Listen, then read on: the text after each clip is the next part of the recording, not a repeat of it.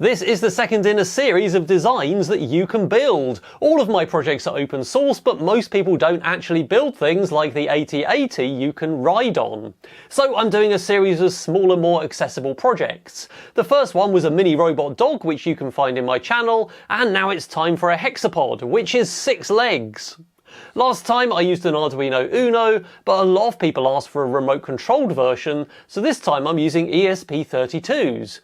I'm using standard RC style servos again, which are easily available. All the CAD and code is free and it's available on my GitHub, but I also have enhanced downloads for patrons which include useful things like a wiring diagram, a list of all the parts used including nuts, bolts and screws, and written documentation about the build and the code. But the designs are still open source, so there's nothing to stop you making kits and selling them or commercializing the designs somehow else, which is totally fine, just like RepRap 3D printers, the Linux operating system, or Arduino clones. If you do want to do something commercial with it, then it would be nice if you could support me on Patreon if you wish, but you don't have to because it's still open source. There are just 8 servos in this design, which is less than half the 18 actuators you'd normally find in a normal hexapod. I'm publishing solid models for this project in STEP or STP format, which is actually what I do for every project. These are far superior to STL files because you can load the project into your own CAD software and edit it as if it was your own project. So it's really easy to pull the surfaces in and out or change it completely. Most hexapods, like Matt Denton's Mantis walking machine, have 18 actuators, which in this case are hydraulic cylinders, and each cylinder has 2 proportional hydraulic valves controlling it, so there's a lot to control there. The control system has to sync the foot paths up with each other, so we need a system of inverse kinematics. I've built several walking robot projects which used inverse kinematics, like some of the larger robot dogs. This involves a calculation for each leg which allows us to place the feet where we want in Cartesian coordinates, and then calculate each joint angle for the knee, elbow and hip to place the foot correctly. Then to move the foot in a straight line we need to interpolate through all the points on the way, from one point on the path to the next, and feed those positions into the inverse kinematics. But what if we just built the robot so all the axes are linear and move in straight lines to start with? Then we don't need to do any calculations. This hexapod uses racks and pinions so that the legs move up and down in straight lines and move from one step to the next in a straight line or a perfect arc. Thanks to Polymaker for supporting the channel with 3D printing filaments. I'm using Polylite PLA here, but you could use almost anything. I've printed the racks laying on their sides, and that means that the teeth on them are going to be much better definition. I'm using bearings to make sure my racks run in a perfectly straight line, and these are pretty standard ones, which are 22mm on the outside, 8mm on the inside and 7mm thick, and these are basically the same as skateboard bearings, so you should be able to find them fairly easily. There's a little shim in the middle so I can put a self-tapping screw in, and this is my rack, and of course the bearings are going to run in the groove in the back of the rack, which stops the rack escaping. I'm using the MG996 servos again, which are Metal Gear servos and seem okay. I got these ones from Amazon. They came with a plastic servo horn, so again I've upgraded them to the 25 teeth aluminium ones, which are easy to get hold of. The servo's screwed into a bracket. I've just used some self-tapping screws for that, and there's a little hole to let the cable out. I've made this gear for it, which has a little recess for that aluminium servo horn, and it has 2 holes. One goes in the middle and one goes in the end of the servo horn. And that means we can put 2 socket cap bolts in, and those will screw into the aluminium. One holds the actual horn on into the servo, and the other one just goes into the lever. And that means that gear will have lots of torque and it will never be able to slip. Here's my working rack and pinion mechanism, and that seems to run okay, and you can see those servos are pressed against the flat of the back of the rack, and the front of course is pressed teeth to teeth, and that means that that rack is actually fixed in there very well and it won't be able to slide out. Also, that lever on the servo never hits the rack because the servo doesn't turn far enough anyway. And obviously if you need to change clearances or any tolerancing for your printer, then you can, because I've published the solid models, which pretty much means you can edit it as if you drew it. And of course there's 6 of those, 1 for each leg. These servos are apparently 12 kilogram centimetre servos, which means at 1 centimetre radius, if we tied a pulley round and hung a weight on it, we should be able to lift 12 kilograms absolute peak. So with about 2 centimetres, which is what we've got here on this linear arrangement, we should get about 6 kilograms of force, and that's actually quite a lot. We shouldn't really be pushing servos to their limit, and we don't need anything like that because basically this is just a piece of plastic it's got to lift, and it's got 3 legs to hold it up, but that's more than enough and it should work well. 3 of the legs have taller brackets, and I've coloured those in green, and that's because we have 2 overlapping layers again, the same as we did with the mini dog, which was the last video in the series. So let's screw those brackets on and screw the legs on, and what we should find is that we have 2 tripods, and one of them is slightly taller, and that's because the taller one sits on top of the bottom one, and that makes up the whole hexapod with all of its 6 legs. As I said, this series of projects is designed to be accessible for as many people as possible to build because I believe in education and engaging with the community. But I've also done a number of other open source projects which are much larger. This video is sponsored by AnyDesk, and they've sponsored a number of bigger projects on YouTube so far from other creators. I'd really like you to go to anydesk.com/science and submit a bigger project idea you'd like to see me build, which they'll pay for. They sponsored StyroPyro's 100 car batteries wired in parallel, Jay Laser's self-healing Iron Man helmet, Chris Dole's disposable vape battery car, and Smarter Everyday's refueling a nuclear reactor video.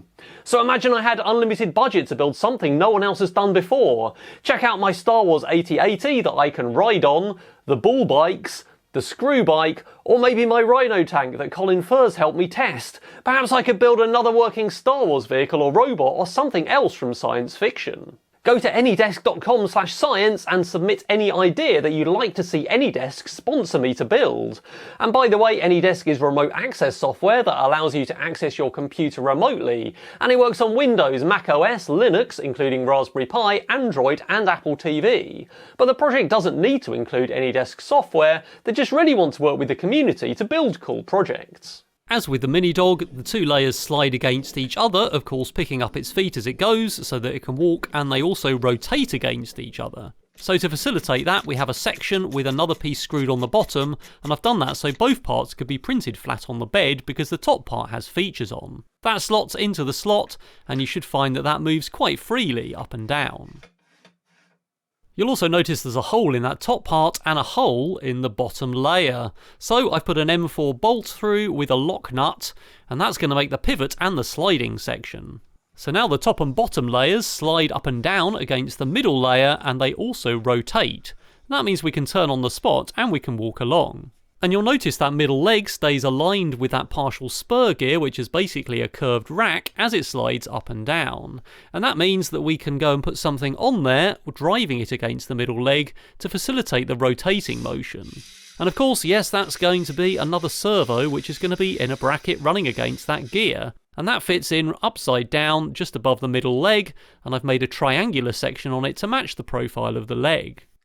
I put some uprights in to hold that servo in the right place, and now the servo moves around that circular track, which is a partial spur gear. And I left little holes in the side so the lever on that gear, which is exactly the same as the others, can stick out as it rotates. The linear motion is another rack and pinion, and that causes the top 2 layers to slide against each other. So that's how it's going to mainly take steps, with the rotational axis returning on the spot. So now we can move the legs against each other in a linear fashion, or we can also rotate them, and that means we can do all of the motions, apart from sidestepping of course. So this looks like it's going to be quite a solid build with at least 3 legs on the ground at a time, and all the axes already move in straight lines, so we don't need to solve any complicated inverse kinematics. We can just lift the foot and move it forwards, and all the mechanics take care of only one motor being responsible for one axis. But it's time for some electronics. Last time I used an Arduino Uno and I built a simple programmer with buttons on the back of the robot. But lots of people asked for a remote controlled version, so this time I'm using ESP32s and ESP Now to get the data from the remote to the robot, which is very simple. ESP32s are very cheap. I found 3 packs on Amazon for less than £15 in money, so I'm going to use one in the robot and one in the remote. ESP Now is a very simple way to get the data between them wirelessly. It's Wi-Fi, but you don't need to attach to any Wi-Fi base units. You can just send data straight to the hardware address of the other ESP32, and they connect straight away at power up. I found a really good tutorial on this at randomnerdtutorials.com, which has example code which works well, and I've left the copyright notice from these examples in my code for the wireless comms section. First of all, we're going to use some code to get the MAC address of the receiving ESP32, which we run on that receiving ESP32, and then that address goes into the transmitter code so it sends the data directly to the correct receiver. I've wired 2 axes of an analog thumbstick to the analog ins of the transmitting ESP32, and I'm powering the V-in of that ESP32 from 4 AAA batteries. This sends a data structure to the receiver where I'm writing to the serial terminal so we can see the data. I've built this project on Perma Proto board, which is the same layout as breadboard, and there are various types available. Unfortunately, it's not quite wide enough for there to be spare pads on both sides at the top, because the ESP32 is too wide, and that means some of the wires need to be attached on the bottom of the board. I'm using a 2S LiPo to power everything here. There's a switch that turns the battery power onto the V-in of the ESP32, and also the V-in of a power regulator, which is a Turnigy S-Spec, and that's going to power all the servos along this power rail. I've used pieces of pin strip, heat shrink and wires to make connectors for my servos, and in fact I've attached those to digital pins on the ESP32 on the breadboard where pads are showing on the top on that side, and that means I didn't have to put any wires on the back of the board after all.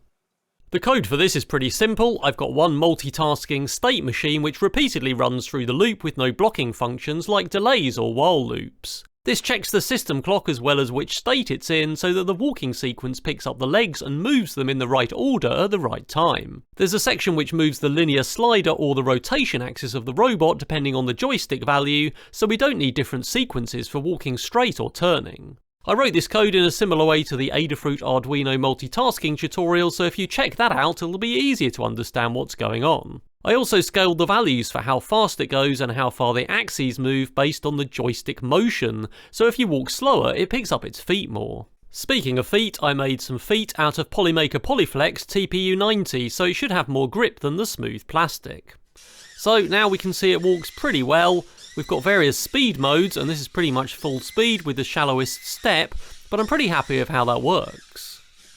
It can turn on the spot pretty well, and I'm really happy with that turning action. It can't walk in a curve unfortunately, because if we rotate that axis and slide the legs, then the legs hit each other, but I'm pretty happy with how far it turns to do a 180. And we can see that rack and pinion sliding axis working pretty well, so we get quite a big stride length, which is about 60mm. Really happy with how that turns. I wasn't sure how much of an angle we get in there before the legs hit each other, but we're getting about 25 degrees in either direction, so we get a 50-degree turn in one step cycle.